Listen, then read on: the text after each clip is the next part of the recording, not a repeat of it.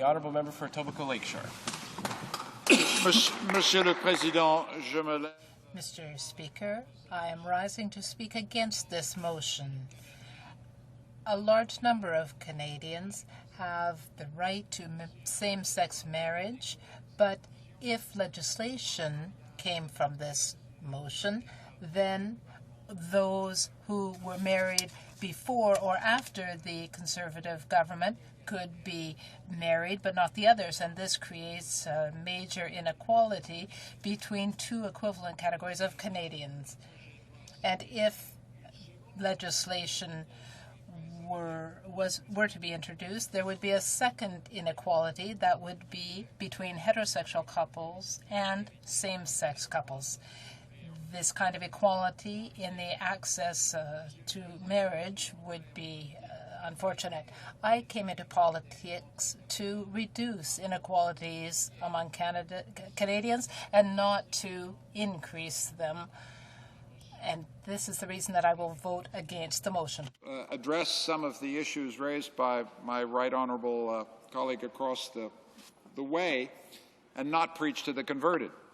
He has urged us to address each other in a civil manner, and I certainly want to do that. Let me address some of the arguments made by those who are in favour of the motion. There has always been the contention, why can't gay couples be satisfied with equality of rights under civil unions? Just leave us heterosexuals, the definition of marriage is between a man and a woman, and we will allow you the civil equality of civil unions. The point, very simply, is that equality of civil unions and equality in civil unions withholds the right to call yourself married, and that right to call yourself a married person is of intense importance in terms of respect. And respect seems to me to be what's fundamental here. We care about equality of marriage rights because we care about equality of respect, and because we believe we want to confer equality of respect on all our fellow citizens, some of who are our neighbours, our friends, our colleagues. And I can't see how we confer equality of respect to our fellow citizens unless we accord them full equality of marriage rights. I think the second question that is then follows, and it follows directly from the comments made by my right honourable colleague, is if we're according respect to one side of the debate, should we not accord equal respect to the other side of the debate, to those who believe that marriage, the definition of marriage, should be restricted to a man and a woman? And I believe emphatically that equality of respect is called for here, and I believe that this side of the House and those of us who support full equality rights to marriage for persons of the same sex do not want to withhold respect to the other side of the debate in any shape or form. And moreover, that respect, the basic respect to people you disagree with, is mandated by rights, freedom of expression and freedom of religion, rights which I value, I think, as much as any other member of the House, and certainly as I value in exactly the same way that those who disagree with me value it. But then the question becomes, if both sides of this proposition must be treated with equality and have equality of respect and equality of rights, then the difficult question, the core question is, which rights must prevail? And that's the question to which my side of the argument, or this side of the argument, must give a clear answer. The proposition that we would make is that those demanding equality of marriage rights should prevail because the loss of their claim is a real loss. They cannot call their union a marriage in law. Whereas those who oppose that definition lose nothing. Their right to oppose remains intact, and their right, the religious right, to withhold solemnization of marriage is protected. That is, those religious groups who do not want to solemnize marriages between people of the same sex retain the right to withhold that solemnization. So their rights are respected. The people who lose in a situation in which we withhold full equality of marriage rights to our fellow citizens are gay couples who deeply value the respect that accords them as Canadian citizens. So my sense of this issue is that we're talking, in fact, about how to manage disagreement in our society. I think that's a common theme in this discussion. And I feel that we have to manage respect by respecting the rights of those who disagree, but we cannot take action which withholds the practice of respect from any group of citizens in our country. And I feel that the attempt to restrict marriage to a man and a woman withholds a fundamental form of human respect and a fundamental human right from a category of our citizens. And for that reason, I will vote against it.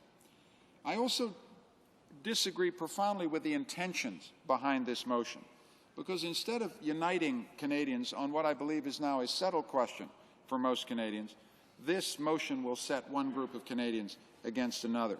And I feel, in that sense, it's playing politics. We play politics in this House every day of the week, and politics is a very respectable profession. But there is a way of playing politics. Well, I'm going as far as I can. We're politicians, we play politics, but there's some things, I would conclude, that should go beyond politics. And that's the right of all Canadians to full equality, both in rights and in respect. That should, in my judgment, go beyond politics. And I am, I think, committed to that proposition above all, that we are in politics to accord full respect to all Canadians, regardless of sexual orientation, and that to deny that puts us in a situation where we begin to play politics with rights in a manner that we will come to regret, simply because it brings the process and processes of politics which we practice in this House into disrespect. And therefore, on those grounds, I will vote against the motion. Thank you, Mr. Speaker. Questions and comments? Questions and commentaires. The honourable member for Saskatoon-Wanuskewin. I would just like to put a sincere question to the member opposite. No doubt he's aware of the fact that in another country, in fact, the country in which the Liberal leader also has citizenship, the country of France, no less. He has a citizenship here, he has a citizenship there. And in the country of France, they have what they call Pacte de Solidarité. They did not change the meaning of marriage, did not tamper with that, but they had this other registration that could be done for people in a homosexual relationship and various other relationships as well. And so they went down, they drew some rather different conclusions, came to a rather different acceptable result, honoring and safeguarding the rights of all French citizens. So I would ask respectfully the member whether or not he agrees with that approach, the approach, in fact, that is taken by a country which is near and dear to the hearts of many people in this place, and in fact, which the Liberal leader, your colleague, is a citizen as well. The honourable member for Etobicoke Lakeshore. Mr. Speaker, I think the question of the citizenship of origin of the leader of this party is not relevant to the question, but I will address the issue raised about Pacte de Solidarité. My view of that matter, Mr. Speaker, is simple, which is that the claim that gay citizens of our country is making is that you cannot have full entitlement to respect. You cannot consider yourself a fully equal citizen of this country unless you have a right to marriage, pure and simple, and that anything that creates another a pacte de solidarité or a civil union does not meet the test of full equality and full respect. And I accept that claim. I respect the point being made here, but I think it doesn't meet the claim. It doesn't meet the demand of our fellow citizens to equality of respect and equality of rights. Questions and comments? The honourable member for Edmonton-Leduc.